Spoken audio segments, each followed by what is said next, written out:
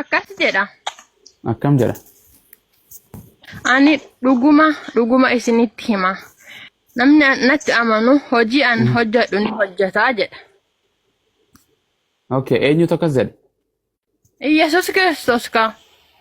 Okay, maal jedhe? Namni natti amanu hojii an hojjedhu hundumaa nan hojjeta ni hojjetaa jedha. Amen. Dhuga dubbate moo soba?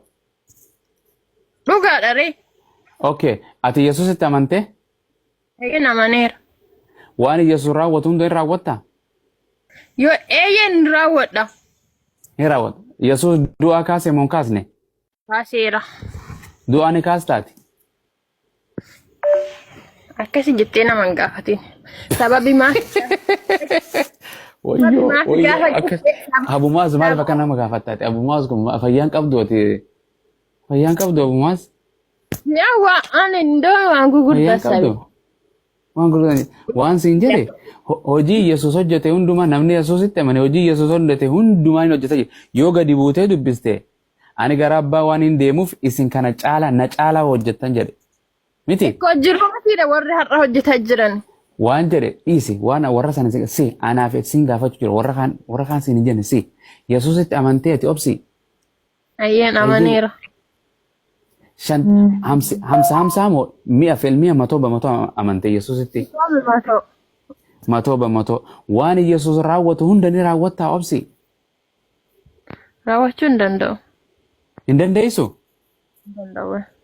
Kanaafuu naa manne deemu. Siimee barkuna kanamaan siin jedhe ammeen maqaa isaatiin. Goobas akkasi. Fixee hanqasuma namanne ka. Akka jedhu Yesuus namni anatti amane jedha laal.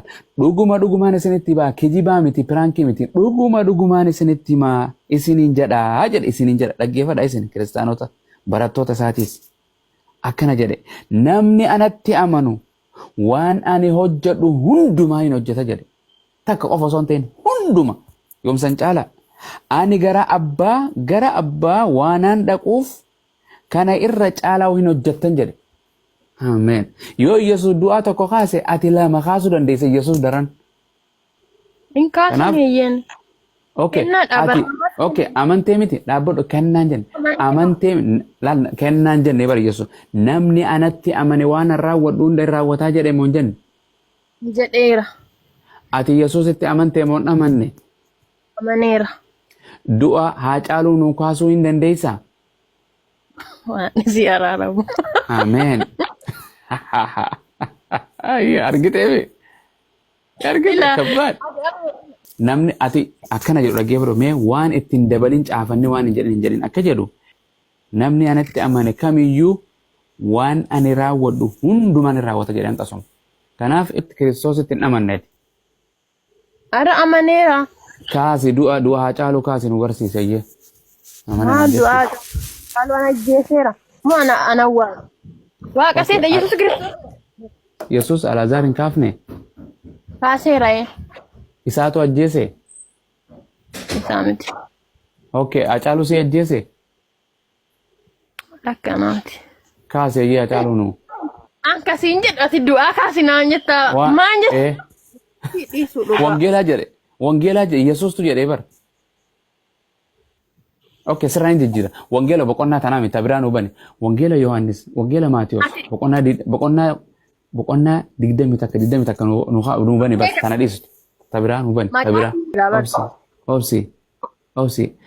Du'aa kaasuu hin dandeessu waan biraatittiin sii qayyara. Wangeela Maatiyos 20 takka bani meenu waan biraa jira ammas. Harrakkaatiin amananii si agarsiisuu deema galgala ganama kana maqaa isaatii maqaa gooftaan si fudhachiisa. Mee bane kaa dura wangeela kan keetitti hin amanneeti.